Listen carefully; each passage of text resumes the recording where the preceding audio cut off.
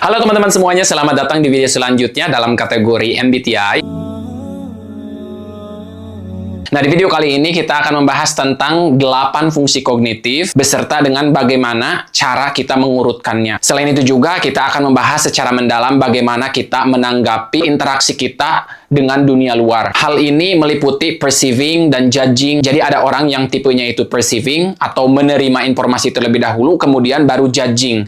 Dan ada juga orang yang judging terlebih dahulu alias membuat keputusan ya, baru kita menerima informasinya. Untuk lebih jelasnya nanti kita bahas satu persatu, oke? Sebelum kita membahas topik utamanya, di sini kita akan mereview terlebih dahulu apa yang sudah kita pelajari di video sebelumnya. Jadi misalnya jika teman-teman belum mengetahui konsep ini, alangkah lebih baiknya teman-teman mengetahui terlebih dahulu dari apa yang sudah dijelaskan di video sebelumnya. Hal ini supaya mempermudah teman-teman juga dalam memahami konsep dari MBTI ini. Nah, di video-video sebelumnya kita sempat membahas bahwa ketika seseorang berperilaku demikian, itu tentunya berangkat dari proses kognitif terlebih dahulu. Misalnya ada anak A dan anak B. Dan di sini anak A tersebut membantu orang tuanya, di sini anak B juga membantu orang tuanya. Meskipun secara langsung terlihat bahwa anak tersebut melakukan sesuatu hal yang sama, tapi kita harus mengingat juga bahwa fungsi kognitif dari setiap anak itu berbeda dan proses kognisinya juga pasti akan berbeda. Mereka mempunyai motif tersendiri. Kemudian di video sebelumnya juga kita sudah membahas bahwa Carl Jung juga memperkenalkan konsep ini dalam bukunya Psychological Types ya. Teman-teman bisa menemukan buku ini di internet juga. Disinilah Myers-Briggs juga mengembangkan konsep dari Carl Jung ini menjadi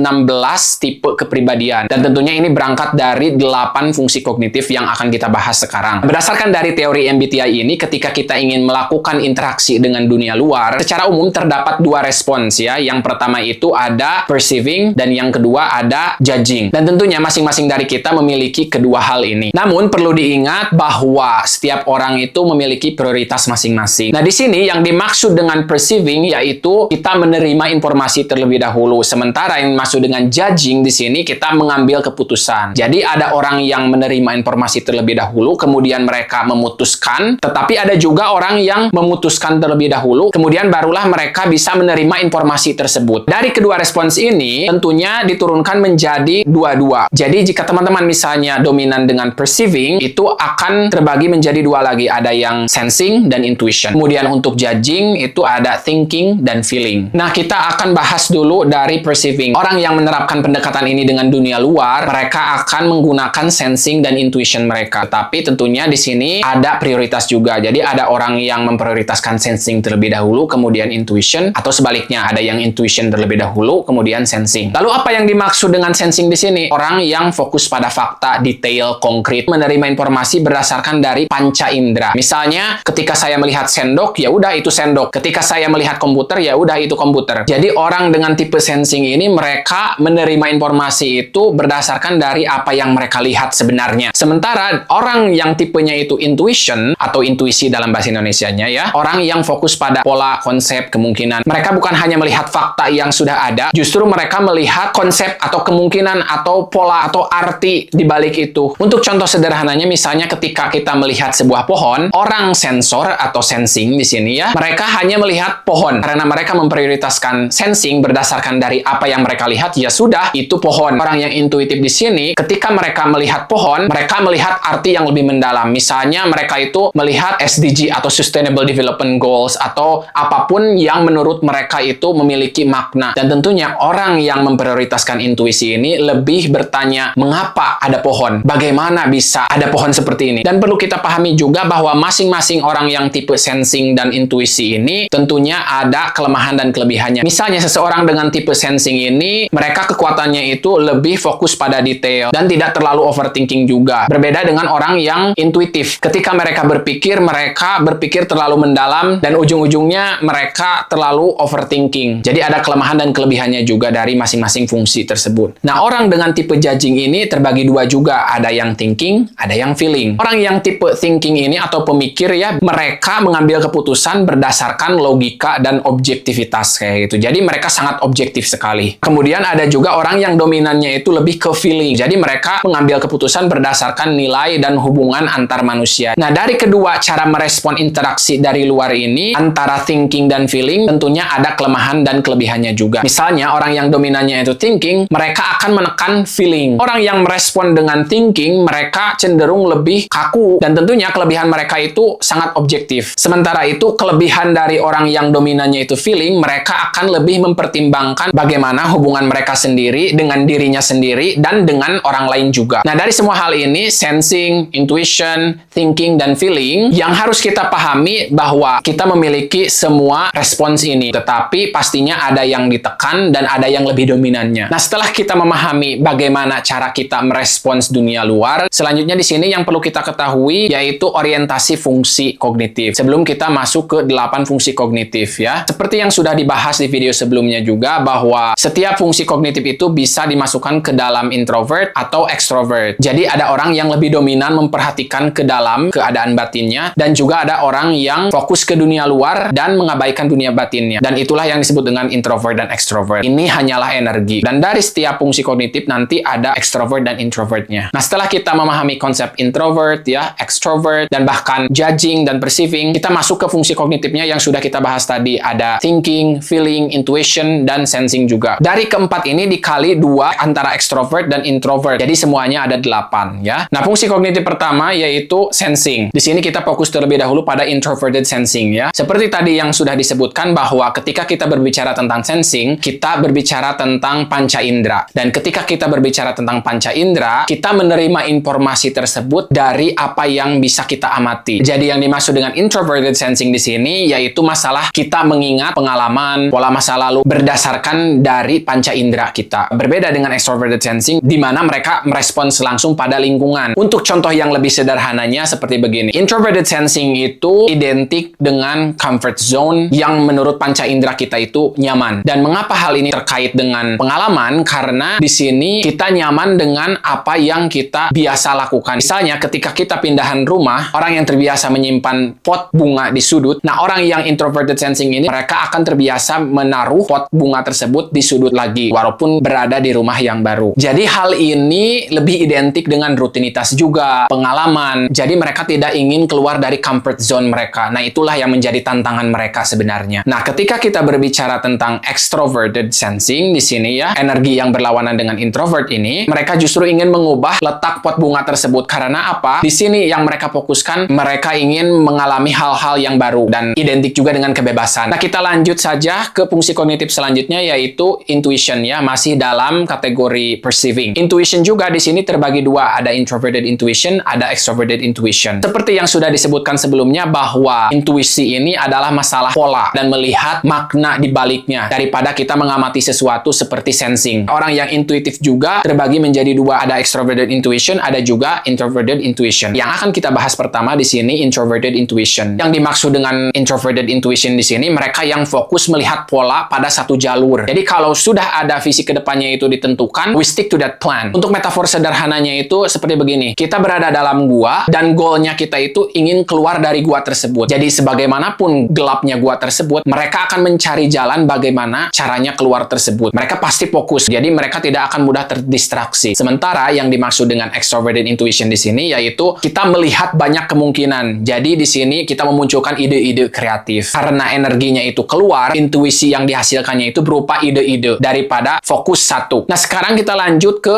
4 fungsi kognitif dalam kategori judging ya. Dalam kategori judging ini ada thinking dan feeling. Di sini juga sama ya, untuk thinking dan feeling ini juga terbagi menjadi 2, di mana thinking juga ada extroverted thinking, ada juga introverted thinking. Selain itu juga dalam hal feeling ada juga extroverted feeling dan ada juga introverted feeling. Nah, kita bahas fungsi kognitif yang pertama dulu ya di bawah judging ini yaitu thinking ya. Seperti dari nama fungsi kognitifnya juga bahwa orang yang thinking itu tentunya mereka pemikir. Dan tipe pemikir juga di sini terbagi 2, ada orang yang pemikirnya itu extrovert dan ada orang yang pemikirnya itu introvert. Nah, yang pertama untuk introverted thinking ini mereka yang berpikir menganalisisnya itu logis mendalam dan mereka juga lebih skeptis dibandingkan dengan orang yang extroverted thinking di mana mereka lebih mengoleksi informasi yang sudah tersedia di luar. Misalnya seseorang yang dominannya itu extroverted thinking dan bertemu dengan orang yang introverted thinking, ketika orang yang extroverted thinking ini berbicara tentang informasi yang menurutnya koleksi dari informasi tersebut sudah benar karena orang yang tipe extroverted thinking ini sudah mengumpulkannya melalui sumber-sumber yang dianggapnya sumber terpercaya. Sementara orang yang introverted thinking ini, mereka akan lebih skeptis dari informasi yang sudah dikumpulkan oleh extroverted thinking ini. Jadi orang extroverted thinking ini mereka lebih efisien. Kalau misalnya ada fakta yang sudah teruji, mereka akan mengkoleksinya. Sementara orang yang introverted thinking itu mereka lebih fokus pada keobjektifan dari informasi yang diberikan tersebut. Jadi daripada mengoleksi banyak, mereka lebih skeptis untuk menganalisis satu persatu dan bahkan akan memvalidasi terlebih dahulu informasi yang menurut extroverted thinking ini sudah betul. Jadi intinya dari energinya juga sudah terlihat bahwa introverted itu mereka lebih reflektif. Sementara orang yang extroverted thinking itu mereka lebih ke luar apa yang sudah tersedia di luar fakta-faktanya. Dan tentunya kedua tipe ini juga ada kelemahan dan kelebihannya juga. Dan bukan berarti orang yang extroverted thinking ini mereka tidak memiliki sisi introverted thinkingnya kayak gitu ya. Nanti ini masuk ke masalah ego. Jadi intinya kita memiliki ke-8 fungsi kognitif ini, namun dilihat dari kecenderungan kita. Intinya kita bisa bedakan juga bahwa introverted itu mereka lebih ke dalam berpikirnya. Sementara orang yang thinking itu mereka lebih eksternal. Jadi mereka itu lebih mempercayakan pada bukti-bukti objektif yang sudah tersedia di luar. Oke, selanjutnya kita masuk ke fungsi kognitif feeling di sini ya. Dan feeling juga terbagi dua. Ada extroverted juga, ada introverted juga. Di sini yang akan kita bahas pertama yaitu introverted feeling. Jadi yang dimaksud dengan introverted feeling ini yakni nilai pribadi, terus kesesuaian dengan diri juga. Jadi daripada mereka melihat secara eksternal ke orang lain, mereka akan lebih reflektif terlebih dahulu, fokus pada apa yang mereka mau, perasaan diri sendiri, apa yang menurut mereka itu bernilai. Dan sebaliknya yang dimaksud dengan extroverted feeling ini, mereka yang lebih fokus pada harmoni sosial. Namun jangan salah paham juga bahwa introverted feeling juga mereka paham terhadap perasaan orang lain, tetapi perasaan empatis tersebut benar-benar datang dari pertimbangan nilai pribadinya sendiri. Sementara orang yang extroverted feeling ini mereka akan lebih gampang bersimpati dengan orang lain karena motifnya juga di sini mereka ingin membagikan perasaannya dengan orang lain juga. Nah, itulah sekilas tentang 8 fungsi kognitif ya. Tentunya untuk kedepannya nanti kita akan membahas satu persatu tentang 8 fungsi kognitif ini. Kita lanjut sekarang ke prinsip pasangan dari fungsi kognitif tersebut. Nah, yang dimaksud dengan pasangan fungsi kognitif di sini yakni fungsi kognitif ini selalu berpasangan dengan kebalikannya atau biasanya disebut dengan aksis. Untuk lebih jelasnya bisa dilihat dari diagram kuadran seperti ini ya. Nah, untuk diagram kuadran yang pertama yaitu perceiving function ya. Di sini kita lihat dari garis horizontalnya terlebih dahulu. Di sebelah kiri kita bisa melihat ada introverted. Sementara itu bisa kita lihat dari garis vertikal di sini. Di atasnya ada sensing dan di bawahnya ada intuition. Sementara itu untuk judging function kita hanya mengubah di sini di atasnya menjadi feeling dan di bawahnya menjadi thinking. Nah, kita lihat kembali ke diagram perceiving function. Di sini kita melihat ada SI ya, ada SE juga, ada NI dan ada NE juga dari masing-masing kuadrannya. Sementara itu untuk judging function di sini ada FI, ada FE dan juga ada TI dan PE juga. Nah, yang dimaksud dengan axis ini bisa kita lihat di sini SI letaknya itu ada di kiri atas ya dan NE ada di kanan bawah. Dan ini sangatlah penting untuk diketahui bahwa sensing itu kebalikannya intuition dan juga introverted itu kebalikannya extroverted. Nah, itu untuk perceiving function. Nah, untuk judging function di sini pasangannya yaitu TI, kebalikannya yaitu FE. Sementara FI kebalikannya itu PE. Dan mungkin teman-teman juga bertanya-tanya, terus apa maksudnya? Apa implikasinya di sini? Jadi intinya di sini jika satu fungsi dominan, fungsi yang lainnya lebih ditekan atau kurang disadari. Misalnya seseorang yang lebih dominan ke introverted sensing, maka yang akan mereka lebih tekan atau kurang disadari itu extroverted intuitionnya. Sementara itu kalau misalnya orangnya itu lebih dominan dengan introverted feeling, maka yang akan ditekannya itu extroverted thinking. Jadi di tahap ini teman-teman hanyalah perlu mengetahui formula seperti ini untuk mempermudah pemahaman kita ke depannya mengenai MBTI ini. Sekarang kita maju ke bagian selanjutnya, stack fungsi kognitifnya ya, di mana setiap tipe MBTI itu memiliki stack fungsi kognitifnya masing-masing. Nah, apa yang dimaksud dengan stack fungsi kognitif ini? Dari ke-8 fungsi kognitif ini membentuklah ego kita. Ego di sini yakni stack fungsi kognitif utama kita. Nanti kita akan bahas juga apa yang dimaksud dengan id, super id, dan ada juga super ego. Seperti yang sudah disebutkan sebelumnya bahwa fungsi kognitif itu pasti ada yang dominannya, pasti ada yang ditekannya. Ada yang dominan, auxiliary, tertiary, dan inferior. Sebelum kita membahas satu persatu apa yang dimaksud dengan istilah tersebut, perlu kita ketahui jika misalnya judging itu menjadi dominan kita, maka inferiornya itu masih judging. Dan yang ada di tengah-tengah di sini, auxiliary dan tertiary ini akan menjadi perceiving. Sementara jika yang menjadi dominannya itu perceiving function, maka yang menjadi inferiornya juga perceiving function. Dan di sini yang menjadi auxiliary dan tertiary-nya yaitu judging function ya. Sekarang kita bahas satu persatu ya apa yang dimaksud dengan dominan tersebut. Yang dimaksud dimaksud dominan di sini yaitu fungsi utama atau fungsi kuat yang mempengaruhi identitas kita. Jadi inilah fungsi yang membangun identitas kita. Terus yang kedua yaitu fungsi pendukung atau menyeimbangkan yang dominan ini. Biasanya fungsi kognitif ini kebalikan dari fungsi yang pertama. Misalnya jika yang pertama extrovert, maka yang kedua menjadi introvert. Karena seperti yang sudah disebutkan sebelumnya juga bahwa untuk menyeimbangkan fungsi extrovert ini kita perlu sisi introvertnya juga. Jadi fungsi auxiliary di sini yaitu fungsi pendukung atau menyeimbangkan yang dominannya ya. Nah, di sini ada juga fungsi tertiary. Fungsi ketiga ini lebih lemah ya. Jika misalnya dilihat dari sisi perkembangan fungsi kognitif, maka fungsi yang ketiga ini akan berkembang lebih belakangan. Begitu juga sama dengan fungsi inferior ini, yaitu fungsi terlemah ya. Dan ini bisa menjadi sumber tantangan kita juga. Nah, untuk contohnya misalnya tipe MBTI INFJ misalnya ya. Fungsi dominan dari INFJ ini yaitu NI. Yang menjadi fungsi inferiornya pasti kebalikan dari NI ini, yaitu SE. Nah, fungsi kognitif yang ada di tengah-tengah di sini antara kedua dan ketiga akan berada dalam kategori judging function. Dan di sini untuk INFJ itu mereka lebih mengutamakan fungsi kognitif FE untuk yang keduanya. Berarti untuk kebalikan dari FE ini yaitu TI. Jadi FE dan TI ini berada di tengah-tengah antara NI dan SE. Berbicara tentang bagian tertiary dan inferior, itu akan lebih kita sadari seiring berjalannya waktu, terutama jika kita mencapai fase dewasa. Perlu diingat juga bahwa fase dewasa di sini dilihat dari kematangan dalam berpikir. Karena tipe yang sama misalnya INFJ A dengan INFJ B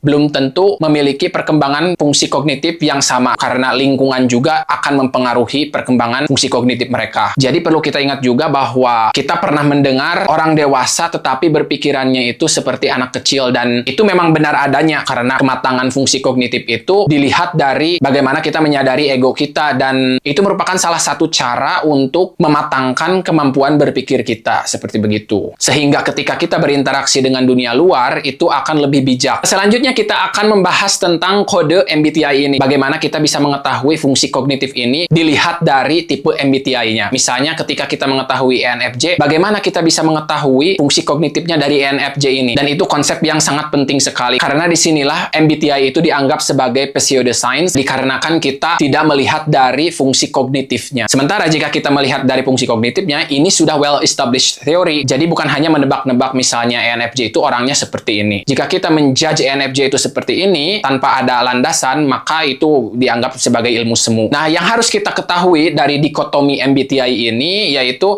huruf MBTI menunjukkan preferensi dasar kita. Misalnya huruf pertama di sini antara E atau I, dan huruf yang kedua di sini S atau N, sensing atau intuition. Terus yang ketiga di sini thinking atau feeling. Nah, yang terakhir di sini judging atau perceiving. Disinilah kita mendapatkan ENFJ atau ENTP. Terus bagaimana cara kita mengetahui fungsi kognitif dari setiap tipe MBTI ini? Nah, kita ambil contoh di sini ENFJ ya. Yang perlu kita perhatikan di sini hanyalah awal dan akhirnya. Jika awalnya itu extrovert, maka yang menjadi dominannya itu pasti extrovert. Dan selanjutnya kita memperhatikan di belakangnya apakah P atau J. Di sini kita melihat ENFJ, maka fungsinya itu judging function. Dan judging seperti yang kita ketahui antara thinking dan feeling. Sementara di sini yang tersedia itu F. Jadi yang kita ambil itu F. Karena di sini extrovert, berarti yang pertama itu FE. Jadi disinilah kita dapat mengetahui bahwa ENFJ itu fungsi kognitif utamanya extroverted feeling. Dan untuk mengetahui yang keduanya, itu sangat mudah sekali. Kita hanya perlu mengetahui yang dominannya, dan kita sudah mengamati bahwa yang dominannya itu extrovert, maka yang kedua ini introvert. Dan di sini yang tersedia itu intuition ya, dengan tanda N. Maka di sini introverted intuition. Jadi yang keduanya itu NI. Jadi fungsi kognitif dari ENFJ ini yang dominannya yaitu FE dan auxiliary-nya itu NI. Nah, untuk mengetahui yang ketiga dan keempatnya sangat mudah ya, dimana kita hanya perlu mengetahui bahwa FE di sini kebalikannya yaitu TI, maka inferiornya itu TI, seperti yang sudah tadi saya jelaskan bahwa yang dominan itu pasti yang terakhir. Nah, di sini yang di tengah-tengah itu kebalikan dari NI ini yakni SE, seperti begitu. Maka secara keseluruhan bisa kita lihat bahwa fungsi kognitif dari ENFJ ini FE, NI, SE, dan TI. Nah, sekarang kita ambil contoh yang kedua, tipe introvert. Contohnya ISFP. Kita lihat dari yang pertama dan yang terakhirnya. Di sini huruf yang pertamanya yaitu introvert, berarti fungsi yang pertama itu sudah pasti introvert. Di sini kita lihat di belakangnya itu perceiving. perceiving. Berarti di sini yang menjadi perceiving itu S. Namun perlu kita pahami di sini bahwa yang terakhir di sini pasti extrovert. Baik itu judging ataupun perceiving, ini selalu extrovert. Dan kembali lagi untuk perceiving ini berarti extroverted sensing. Nah, di sini extroverted sensing ini bukan fungsi utama, melainkan fungsi yang kedua. Jadi untuk tipe introvert ini semuanya kita melihat huruf akhirnya itu untuk fungsi kognitif yang keduanya. Jadi SE di sini kita simpan fungsi kognitif yang kedua dari ISFP ini. Terus apa yang pertamanya? Karena kita sudah mengetahui yang kedua itu SE, maka yang pertamanya di sini pasti FI. Kenapa? Karena sudah kita ketahui bahwa ISFP ini tipe introvert dengan huruf I di depannya. Berarti kita tinggal mengambil huruf yang tersisa di sana, yaitu huruf F. Dan di sini F-nya itu menjadi introverted feeling atau FI. Maka fungsi kognitif di sini untuk ISFP ini FISE seperti begitu. Nah, untuk yang ketiga dan yang keempatnya sangatlah mudah karena kita tinggal melihat fungsi dominannya di sini FI, maka yang terakhirnya di sini TE seperti begitu untuk inferiornya ya. Dan untuk bagian auxiliary ini karena kita sudah mengetahui SE, maka di sini yang menjadi bagian tertiary-nya itu NI. Jadi secara keseluruhan untuk fungsi kognitif tipe MBTI ISFP ini FI, SE, NI, dan TE. Jika misalnya teman-teman masih penasaran, teman-teman tinggal cari saja tipe MBTI-nya apa, terus untuk mengetahui fungsi kognitifnya tinggal gunakan metode seperti tadi. Dan kemudian teman-teman tinggal cocokkan dengan mengecek di Google. Itulah untuk video kali ini. Intinya semua orang itu sebenarnya memiliki 8 fungsi kognitif ini, tetapi dengan urutan yang berbeda karena kita ambil logikanya saja bahwa setiap orang itu pasti mempunyai kecenderungan yang sering mereka pakai. Fungsi kognitifnya itu yang mana. Dan tentunya ketika kita mengenali fungsi kognitif ini, kita bisa belajar memahami diri, memahami orang lain juga, dan kita bisa meningkatkan keseimbangan hidup kita. Misalnya, apa yang membuat kita insecure itu fungsi kognitif yang mana? Karena kita bisa melihat dari bagian yang inferiornya. Kemudian setelah kita mengetahui bagian inferiornya tersebut, bagaimana cara kita mengembangkannya. Jadi itulah untuk semuanya. Jika teman-teman masih bingung, bisa teman-teman diskusikan juga di bagian kolom komentar ya. Well, semoga bermanfaat untuk teman-teman semuanya. And don't forget to support this channel. Bye for now. Have a good one.